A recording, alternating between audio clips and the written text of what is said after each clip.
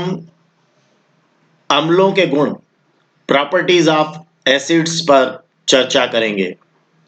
क्या होते हैं एसिड्स की प्रॉपर्टीज जिन्हें हमें पढ़ना है, सीखना है। अम्ल हमें पता है, इमली में टार्ट्रिक अम्ल है, टमाटर में ऑक्जेलिक अम्ल है, नींबू या संतरे में जो है वो सिट्रिक अम्ल है। साथ में हमको मिनरल एसिड्स के बारे में पता है, H2SO4 है, HNO3 है, HCl है ना, हाइड्रोक्लोरिक अम्ल, सल्फ्यूरिक अम्ल, नाइट्रिक अम्ल, ये मिनरल एसिड्स है। जो आपके कार्बनिक अम्ल हैं या नेचुरल एसिड्स हैं, जो हमको रेगुलरली हमारे जो नेचुरल सोर्स हैं उनसे मिलते हैं, जैसे नींबू से हमें, मैं अभी बात की मैंने आपको कि सिट्रिक अम्ल मिलता है। और स्वाद कैसा होता है, तो स्वाद की अगर हम बात करें तो इनका स्वाद कैसा होता है, खट्टा होता है ना। तो स्वाद की बात कर रहे थे, स्वाद तो खट्टा हो गया। साथ में अम्लों की एक प्रॉपर्टी क्या है कि अम्ल नीले लिटमस को क्या कर देता है, लाल कर देता है। हमने प्रीवियस उसमें पढ़ा है। तो नीले लिटमस को लाल करता है। इसको याद रखने के लिए मैंने आपको बताया था कि आप अनिल शब्द याद रख लीजिए, अम्ल, नीला, लाल। ओके। और एक और महत्वपूर्ण बात यह है कि जो अम्लीय विलयन होते हैं वो विद्युत चालकता को दर्शाते हैं। मतलब अगर आप मान लीजिए पानी के अंदर थोड़ा सा अम्ल मिला दें और उसके बाद में अगर टेस्ट करके देखें कि इसमें विद्युत का चालन होता है कि नहीं होता है, तो आप पाएंगे कि उसमें विद्युत का चालन होता है ना। मतलब वो जो अम्लीय विलयन होता है वो इलेक्ट्रोलाइट्स की तरह कार्य करता है, विद्युत अपघट्य की तरह कार्य करता है। तो मतलब उसमें चालकता का गुण होता है। ठीक है। अब अम्लों के गुणों में आगे की जो प्रॉपर्टीज हैं उन पर अगर हम बात करें तो जो हमारी बहुत महत्वपूर्ण प्रॉपर्टीज है, और उसको मैं बहुत अच्छे तरीके से एक अलग प्रकार से आपको सिखाने की कोशिश करूंगा, जिससे आपके एनसीईआरटी के जो क्वेश्चंस हैं, जो आपकी बुक के क्वेश्चंस हैं, वो भी इसके साथ आ जाए कि अम्लों की धातुओं से क्रिया कैसे होती है। तो याद रखिएगा कि अम्ल जब भी धातुओं से क्रिया करते हैं, जैसे आप मान लीजिए किसी टेस्ट ट्यूब के अंदर अगर आपने जिंक के ग्रेन्यूल्स ले लिए, है ना, जिंक के छोटे छोटे टुकड़े अगर आपने ले लिए और उनके अंदर अगर आपने उसमें अगर आपने एसिड मिलाया, तो फिर कैसे रिएक्शन होगी। मतलब अम्ल की धातुओं से क्रिया होने पर सामान्यतः नेचुरली अधिकांशतः अम्लों में ऐसा होता है कि अम्लों की धातुओं से क्रिया होने पर क्या होता है, हाइड्रोजन गैस निकलती है। लवण भी बनता है और हाइड्रोजन गैस भी निकलती है। मतलब क्या होता है, आपकी एनसीईआरटी के बुक के क्वेश्चन को पहले मैं लेता हूं और उसके साथ में इस बात को समझाने की कोशिश करता हूं कि जैसे धातु के साथ अम्ल की अभिक्रिया होने पर सामान्यतः कौन सी गैस निकलती है। जब धातु की अम्ल के साथ क्रिया होती है तो नेचुरली अब बताना है कौन सी गैस निकलती है, और एक उदाहरण के द्वारा समझाना है कि इस गैस की उपस्थिति की जांच आप कैसे करेंगे। मतलब धातु के साथ अम्ल की क्रिया, यही हो गया ना, अम्लों की धातुओं से क्रिया। तो धातु के साथ अम्ल की क्रिया पर कौन सी गैस निकलती है, हमने कहा कौन सी गैस निकलती है, हाइड्रोजन गैस निकलती है ना। और इस एक उदाहरण के द्वारा समझाइए कि इस गैस की उपस्थिति की जांच आप कैसे करोगे। तो आपको हाइड्रोजन की उपस्थिति की जांच करना है, और मैं इसका समीकरण भी आपको बता देता हूं, है ना, ताकि आपकी अम्ल की धातुओं से क्रिया भी अगर पूछी जाती है तो आप लिख सकें। और जो एनसीईआरटी का आपका बुक का पेज नंबर 24 क्वेश्चन नंबर 2 है, उसको भी आप सॉल्व कर पाएंगे। तो धातु में आप ले लीजिए, जिंक ले लीजिए, ठीक है, क्योंकि धातु के साथ आपको अम्ल की क्रिया करना है। और क्या बनता है, लवण और हाइड्रोजन बनता है। मतलब मेटल प्लस एसिड, तीर का निशान, साल्ट प्लस हाइड्रोजन। मतलब ये अभिकारक है, क्रियाकारक है, और ये क्रियाफल है। तो क्या बन रहा है, कौन सी गैस बन रही है, हाइड्रोजन गैस बन रही है ना।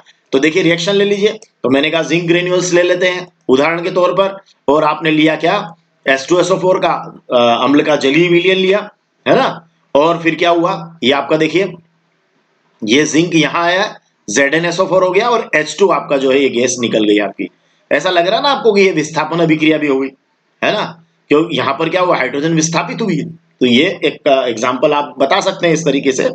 तो यहां जो मैं बात कर रहा हूं ये है कि ये हाइड्रोजन का जो है, ये हाइड्रोजन निकली है, और किस तरीके से निकली है, जिंक के ग्रेन्यूल्स लिए, H2SO4 का जलीय विलयन, और आपका ये जो है ZnSO4 हो गया, और ये हाइड्रोजन आपकी निकल गई। अब इस गैस की उपस्थिति की जांच आप कैसे करेंगे, ये पूछा गया है। ठीक है, देखते हैं उसको भी। ठीक है, यहां कोई प्रॉब्लम तो नहीं है, जिंक है, जस्ता है, सल्फ्यूरिक अम्ल है, ये जिंक सल्फेट, और ये हाइड्रोजन निकली। आगे बढ़ते हैं। अभी देखिएगा, ओके, यहां देखिए ऊपर की तरफ, ये ये आपने जिंक के ग्रेन्यूल्स लिए, ये सल्फ्यूरिक एसिड, और ये क्रिया होने पर कौन सी गैस निकली? हाइड्रोजन गैस निकली। अब आपको क्या करना है?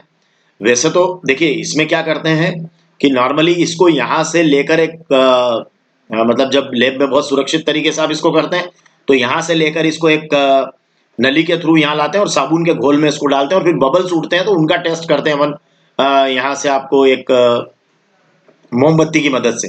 मैं आपको सीधे सीधे बता देता हूं, अगर आप यहाँ पर कोई मोमबत्ती या माचिस की तीली अगर लेकर आएंगे यहाँ पर तो क्या होगा देखिएगा। माचिस की तीली अगर आप यहाँ लाए, मोमबत्ती यहाँ अगर आप लेकर आए तो जिंक और H2SO4 की क्रिया से हाइड्रोजन गैस निकलेगी और हाइड्रोजन गैस पता है आपको बहुत विस्फोटक होती है और ये क्या करेगी, अगर ऐसा आपने इसमें किया तो उसके मुंह पर जलती हुई माचिस की तीली या आप अगर मोमबत्ती लेकर आए तो क्या होगा, हाइड्रोजन जलती है तो छोटे पटाखे के फटने जैसी पॉप की एक ध्वनि आएगी पट्ट करके, और पट्ट करके वो जो ध्वनि आएगी उसके साथ में वो हाइड्रोजन, आपको पता चल जाएगा कि ये कौन सी गैस निकली है, हाइड्रोजन गैस निकली है। ओके, तो चलें आगे बढ़े। तो ये आपने बता दिया, तो ये एक एग्जाम का आपका एक क्वेश्चन भी हो जाएगा कि गैस की उपस्थिति का पता कैसे लगाएंगे। तो आप बता दीजिएगा कि जलती हुई माचिस की तीली परख नली के मुंह पर हम सावधानी पूर्वक अगर लाते हैं तो वहां पर एक पॉप की साउंड आती है, पट करके एक साउंड आती है, छोटे पटाखे के फूटने जैसी साउंड आएगी और वो बर्निंग ऑफ हाइड्रोजन है। ठीक है, अब धातु की अम्लों के जो अम्लों की धातु कार्बोनेटों से कैसे क्रिया होती है, मतलब अगर मेटल के कार्बोनेट्स हैं, है ना, धातु, अब धातु तो ठीक है, अब धातु आपने कोई भी आप धातु ले लें, है ना, सोडियम ले लें तो सोडियम कार्बोनेट, है ना, तो धातु कार्बोनेटों के साथ अम्ल कैसे क्रिया करता है इसको आपको देखना है। कैल्शियम ले लिया तो कैल्शियम कार्बोनेट हो जाएगा।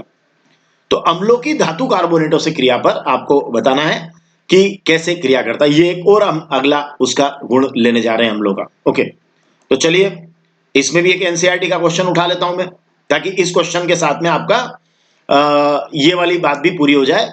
जैसे मैंने पहले आपकी क्या किया कि अम्लों की धातुओं से क्रिया ले ली और एनसीईआरटी का एक क्वेश्चन भी सॉल्व कर दिया। अब हम लोग की धातु कार्बोनेटों से क्रिया लेकर एनसीईआरटी का क्वेश्चन सॉल्व कर देते हैं और ये 2 in 1 कॉम्बिनेशन में उत्तर को रेडी करेंगे। तो NCERT science book page number 24 question number 3, कोई धातु यौगिक ए तनु हाइड्रोक्लोरिक अम्ल मतलब HCl के साथ अभिक्रिया करता है।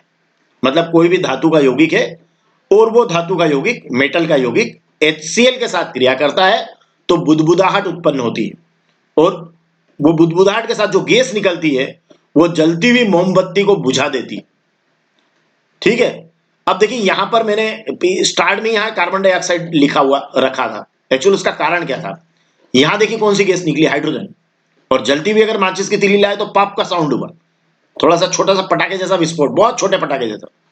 लेकिन यहां मैंने कार्बन डाइऑक्साइड लिखा हुआ है, कार्बन डाइऑक्साइड क्या करेगा, देखिए जलती हुई मोमबत्ती को बुझा देगी। अगर आप माचिस की तीली या मोमबत्ती लाए तो ये बुझाएगा और ये विस्फोट करेगा। ये दोनों अंतर यही देख लीजिएगा, इसीलिए मैंने इसको एडवांस में यहां पर आपके लिए रख दिया था कि ये दोनों अंतर आपके दिमाग में एक साथ चलना चाहिए। ठीक है, तो चलिए ओके, अभी तो मैं बात क्या कर रहा था कि कोई धातु यौगिक ए तनु हाइड्रोक्लोरिक अम्ल से अभिक्रिया करता है और बुदबुदाहट होती है और उससे उत्पन्न गैस जलती मोमबत्ती को बुझा देती है।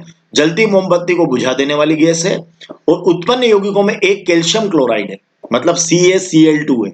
Ca आ गया, Ca आ गया, और देखिए अब जलती हुई मोमबत्ती को बुझाना है तो कार्बन डाइऑक्साइड, और यहां कैल्शियम बन रहा है तो फिर वो यौगिक कौन सा होगा, वो धातु यौगिक कौन सा होगा, कैल्शियम कार्बोनेट होगा, है ना। ये हमको यहां से थोड़ा सा आइडिया लगाना पड़ेगा कि जलती हुई मोमबत्ती को बुझा रही मतलब कार्बन डाइऑक्साइड है, मतलब CO2 है। ठीक है, अब CO2 हो गया और ये यहां CaCl2 बन रहा है, कैल्शियम क्लोराइड, तो फिर CO2 ये हो रहा, CaCO2 बन रहा है, मतलब Ca के साथ CO2 का कोई यौगिक है तो ये हो गया CaCO3, कैल्शियम कार्बोनेट। तो ये यहां आप इसको देखेंगे कि धातु कार्बोनेट से अम्ल की जो अभिक्रिया होती है उससे कार्बन डाइऑक्साइड गैस निकलती है जो जलती मोमबत्ती को बुझा देती है। माचिस की तीली अगर आप लेकर आएंगे तो बुझा देगी। देखिए आप, ये कैल्शियम कार्बोनेट है आपका, है ना, CaCO3, और ये आपका कैल्शियम क्लोराइड लवण जो बना, ये बताया ना उसने कि एक यौगिक कैल्शियम क्लोराइड है, तो ये कैल्शियम क्लोराइड बन गया, है ना, ये कैल्शियम क्लोराइड हो गया आपका CaCl2। अब CaCl2 बन गया और आपने कहा कि जलती हुई मोमबत्ती बुझ गई मतलब CO2 भी बन गया, तो CaCl2 बन गया, CO2 बन गया, तो डेफिनेटली आप यहां से समझ गए कि CaCO3 ही होगा यहां, और हाइड्रोक्लोरिक अम्ल के साथ क्रिया करना है तो HCl है ना। देखिए इसको उल्टा भी सोच सकते हैं आप, कैसे, देखिए CaCl2 बन रहा है कैल्शियम क्लोराइड, जल्दी मोमबत्ती को बुझा रही CO2, ऐसे ही सोचना आपको CO2। अब देखिए CaCl2 प्लस CO2 और इधर HCl पहले ही लिख लिया आपने, है ना, क्योंकि हाइड्रोक्लोरिक अम्ल के साथ क्रिया हो रही है। तो आप समझ गए कि ये देखिए CaCl2CO2 लिखा है और यहां HCl लिख दिया आपने पहले से ही, तो आप समझ गए कि ये CaCO3 ही होगा, है ना। तो ये आपका जो है कैल्शियम कार्बोनेट है और उसकी अम्ल के साथ क्रिया, मतलब HCl के साथ क्रिया हुई और उसने कैल्शियम क्लोराइड लवण बनाया और कार्बन डाइऑक्साइड आपको मिली। तो यहां क्या हुआ देखिए आप, इससे एक चीज और सीख ली ना आपने कि अम्लों की धातु कार्बोनेटों से जब भी क्रिया होगी तो कार्बन डाइऑक्साइड निकलेगी और साथ में जो है लवण भी प्राप्त होगा। तो ये आपकी अम्लों की धातु कार्बोनेट से क्रिया भी हो गई और ये वाली आप बात का आपका आंसर भी हो गया समीकरण सहित। इस अभिक्रिया के लिए संतुलित रासायनिक समीकरण लिखिए, वो भी हमने लिख दी। तो इस प्रकार से आप ये क्वेश्चन का आंसर भी दे पाएंगे और अम्लों की धातु कार्बोनेटों के साथ अभिक्रिया को भी समझा पाएंगे। तो हमने अम्लों के इस तरीके से अभी तक 5 गुणों का आपने स्टडी कर लिया है ना। आगे और देखते हैं, चलिए आगे बढ़ते हैं हम लोग। अब यहां पर एक मजेदार बात और मैं आपके साथ शेयर करना चाहूंगा, जैसे कि कई बार ये पूछा जाता है कि जो आपका अंडे का जो कवच होता है, अंडे का कवच, अगर अंडे के कवच के साथ में अगर हम HCl की क्रिया कराएं या अम्ल की क्रिया कराते हैं तो फिर उस समय क्या होता है, तो वो आपका देखिए ये अंडे का कवच और ये HCl है, ठीक है ना। तो कौन सी गैस निकलेगी, कार्बन डाइऑक्साइड, वो भी जलती हुई मोमबत्ती को क्या कर देगी, बुझा देगी। तो यहां कई बार ये एक प्रश्न बनाकर पूछा जाता है कि अंडे के कवच के साथ में ऐसा कौन सा अम्ल है जो कार्बन डाइऑक्साइड को गैस को निकालेगा और साथ में जो है वो या ऐसी गैस को निकालेगा जो जलती मोमबत्ती को बुझा दे, तो कार्बन डाइऑक्साइड, और वो अम्ल कौन सा है, HCl है। तो जो अंडे का हमारा कवच है या खोल है जिसको हम कहते हैं, उसमें आपको उसका लिखना है वो कैल्शियम कार्बोनेट है। तो यहां से एक छोटा आपका एक आंसर और प्रिपेयर हो जाएगा, इसको भी आप याद रखिएगा कि कैल्शियम कार्बोनेट की जगह अगर अंडे का कवच शब्द भी हो तो आपका काम हो जाएगा। चलिए नेक्स्ट। अब अम्लों की क्षारकों के साथ कैसे क्रिया होती है, मतलब अम्ल और क्षारक आपस में कैसे क्रिया करते हैं। अम्ल और क्षारकों की जो आपसी क्रिया है उसको बोलते हैं उदासीनीकरण की क्रिया, और उसमें क्या होता है, अम्ल और क्षारक मिलते हैं और लवण और जल बनाते हैं, और यह अभिक्रिया उदासीनीकरण या न्यूट्रलाइजेशन रिएक्शन कहलाती है। ध्यान रखना, उदासीनीकरण क्रिया पर एग्जाम में अलग से भी क्वेश्चन पूछा जा सकता है। अम्लों की क्षारकों से क्रिया, ये मैं अम्लों के गुण में बता रहा हूं आपको कि अम्ल जब क्षारक से क्रिया करते हैं तो लवण और जल बनते हैं, यह अभिक्रिया उदासीनीकरण अभिक्रिया कहलाती है। और आप ऐसा कैसा एग्जाम में लिख दीजिएगा, अगर आपसे उदासीनीकरण क्रिया को उदाहरण सहित पूछे तो, मतलब अम्ल और क्षारक मिले और अम्ल और क्षारकों ने मिलकर क्या बनाया, लवण और जल बनाया। देखिए अम्ल धन क्षारक, लवण धन जल।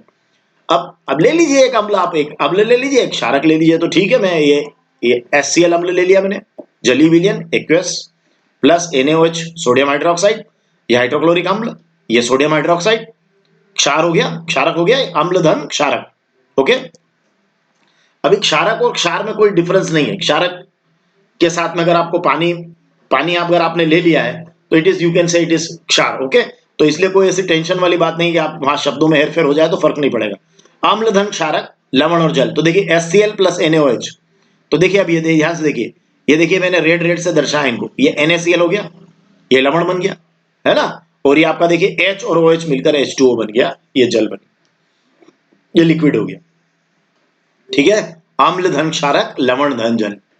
अम्ल HCl हाइड्रोक्लोरिक अम्ल, क्षारक NaOH, है ना, और लवण आपका NaCl बन गया और ये आपका जल आपको मिल गया। देखिए इस तरीके से NaCl यहां से आप इसको अलग कर दीजिएगा, समझने के लिए अच्छा है। हाइड्रोक्लोरिक अम्ल की सोडियम हाइड्रोक्साइड के साथ क्रिया, मतलब अम्ल की क्षारक की क्रिया से फलस्वरूप सोडियम क्लोराइड लवण बना और आपके पास में जल आपको प्राप्त हो गया।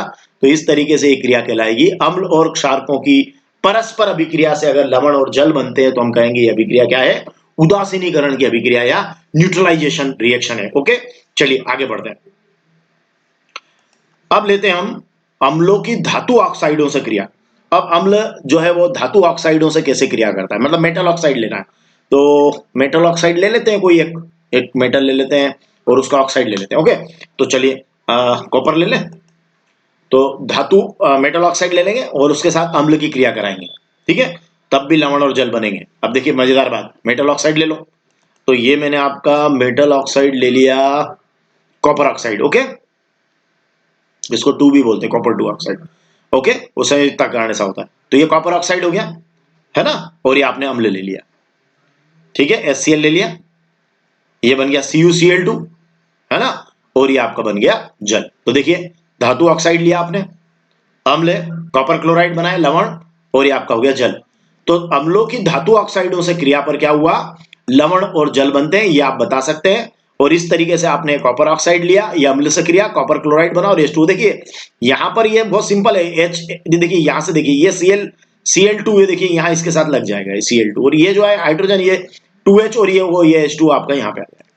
तो अम्लों की धातु ऑक्साइडों से क्रिया पर क्या होता है कि ये लवण और जल बनते हैं, मतलब कॉपर क्लोराइड यहाँ पे बना। एक मजेदार बात बताता हूं मैं आपको, ये जो कॉपर ऑक्साइड आपने यहाँ लिया, ये वाला देखिए CuO, ये रहता है ब्लैक कलर का, कैसा रहता है, ब्लैक रहता है। और जब ये CuCl2 बनता है तो ये ब्लू ग्रीन हो जाता है, it is black and it is blue green. तो याद रखना नीला हरा है ना, ओके, ये काला और ये नीला हरा। तो कभी मतलब कलर चेंज क्यों हो जाता है, अगर ऐसा भी आपसे अगर कॉपर ऑक्साइड के साथ पूछ लेके काले रंग के कॉपर ऑक्साइड के साथ अम्ल की क्रिया होने पर जो है वो किस तरह का कलर बनता है, और या ब्लू ग्रीन कलर बनता है, तो क्यों बनता है, तो आप बोलना कि इट इज कॉपर क्लोराइड के बनने से ऐसा होता है, ठीक है ना। तो ये आप बता पाएंगे। एक और महत्वपूर्ण और मजेदार बात मैं आपके साथ शेयर करता हूं कि धातुओं में संक्षारण का गुण भी होता है ना, मतलब धातुओं में अम्लों में संक्षारण का गुण भी होता है। कैसे कि अम्ल क्या करते हैं कि अगर धातुओं से क्रिया करते हैं तो हमको पता है हाइड्रोजन गैस निकलती है, और वो आपका एक्चुअली क्या होता है कि अम्ल जब धातुओं से क्रिया करते हैं, है ना, तो जैसे आपने देखा होगा कि आपके कपड़ों पर अगर एसिड गिर जाए तो क्या होता है, कपड़ों में छेद हो जाता है। हाथों में अगर एसिड लगने लग जाए तो क्या होता है, हाथों में जलन होने लगती है ना, और बुरी तरह झुलस सकते हैं, जल सकते हैं, है ना। तो ये आपका क्या है, ये जो नॉर्मली जो मिनरल एसिड होते हैं HCl H2SO4 HNO3, ये तो बहुत ही अधिक खतरनाक है। तो ये जो आपके ये धातुओं में किस तरह का संक्षारण का गुण होता है, तो ये क्या होता है कि ग्रेजुअली क्या करते हैं कि मेटल को जो है ना धीरे धीरे मेटल को खाते हैं ये अम्ल। मतलब इसीलिए हम कहते हैं कि जो अम्ल होते हैं उनको मेटल्स में नहीं रखना चाहिए, क्योंकि वो मेटल को क्या करेंगे, धीरे धीरे खाने होंगे, उनको संचारित करने लगेंगे, कोरोजन होने लगेगा। तो इसलिए आप इस बात का भी ध्यान रखेंगे, इसको लेकर एक बहुत महत्वपूर्ण बात आपके दिमाग में रखिएगा। चलिए आगे बढ़ते हैं। इसीलिए हमने संचालन की जब परिभाषा देते हैं तो उसमें भी कहते हैं कि जब कोई धातु जो है वो नमी या आप कहें कि वो अम्ल या आर्द्रता के संपर्क में आती है, तो अम्ल शब्द वहां भी यूज करते हैं, क्योंकि कोई धातु जब अम्ल या आर्द्रता के संपर्क में आती है तो वो संचारित हो जाती है, मतलब उसमें gradually eaten up by acids, मतलब वो क्या होता है, धीरे धीरे उसको एसिड जो है उसको खाने लगता है, किसको, धातु को। तो ये आपकी ये संचारण की बात आप इसके साथ कर सकते हैं। ओके आगे बढ़े। अब मैं लेता हूं एक क्वेश्चन लेकर, एक क्वेश्चन को देता हूं कि पीतल और तांबे के बर्तनों में दही और खट्टे पदार्थ क्यों नहीं रखना चाहिए। अभी हाल वही बात हो रही थी कि ये दही और खट्टे पदार्थ क्या है, इनमें एसिड्स होता है। तो अगर आपने पीतल और तांबे के बर्तन में रखा तो क्या होगा, है ना। तो वहां क्या होगा, कुछ तो क्या होगा कि जब आप पीतल और तांबे के बर्तन में रखेंगे तो देखिए ये दही है, आपने इसको कांच के बर्तन में रख सकते हैं, मिट्टी के बर्तन में रख सकते हैं, ओके। तो लेकिन आपको ऐसे पीतल में नहीं रखना है ना, और आपको किस में नहीं रखना है, पीतल में भी नहीं रखना है और तांबे में भी नहीं रखना है, इस तरीके से नहीं रखना है। फिर कैसे रखना है आपको, आपको रखना है इस तरीके से। देखिए ये चीनी मिट्टी के बर्तनों में रख सकते हैं, कांच के बर्तनों में आप इसको रख सकते हैं, और उसका जो कारण है वो ये है, इसका कारण क्या है कि दही और खट्टे पदार्थों में क्या होता है, एसिड होता है। अब पीतल और तांबे के बर्तनों की जो मेटल है या धातु है ना, ये तो मेटल है, ये धातु है, और धातु से अम्ल की क्रिया हो गई तो क्या होगा, धातुओं के यौगिक बनेंगे जो कि टॉक्सिक होंगे, पॉइजनस होंगे, है ना। तो वो विषैले होंगे। अब ये विषैले यौगिक क्या करेंगे, हमारे शरीर में फूड पॉइजनिंग का कारण बन सकते हैं, है ना। तो अब फूड पॉइजनिंग होगी तो हमारे शरीर पर क्या होगा, उसका विपरीत प्रभाव पड़ेगा, बुरा प्रभाव पड़ेगा। तो इसलिए कहाँ रखना चाहिए इनको, चीनी मिट्टी के बर्तनों के अंदर रखना चाहिए। कई बार इसके साथ ये बात भी की जाती है कि आप वो एक सिंपल बात आप ऐसे भी कर सकते हैं कि धातु जब या अम्ल की धातुओं से जब क्रिया होती है तो क्या होता है, हाइड्रोजन गैस निकलती है और वो कंपाउंड बनता है, ओके। तो आप कहना ठीक है, कंपाउंड तो यहाँ भी बन ही रहा है, बता ही रहे अपन कंपाउंड बन रहा है, लेकिन हाइड्रोजन गैस का इवॉल्व अगर करने की बात करें तो थोड़ा सा सक्रियता श्रेणी के अंदर क्या है कि ये जो तांबा है ना, ये हाइड्रोजन से नीचे है। तो ऐसे में क्या हुआ कि जो हाइड्रोजन गैस के निकलने वाली बात है वो अपन यहाँ इसको पूरी तरीके से जस्टिफाई नहीं कर पाएंगे। ठीक है, वो हाइड्रोजन गैस काफी लंबे समय तक वो टेम्परेचर का वेरिएशन वगैरह होगा तो कुछ अमाउंट वहां पर भी इस तरह का आएगा।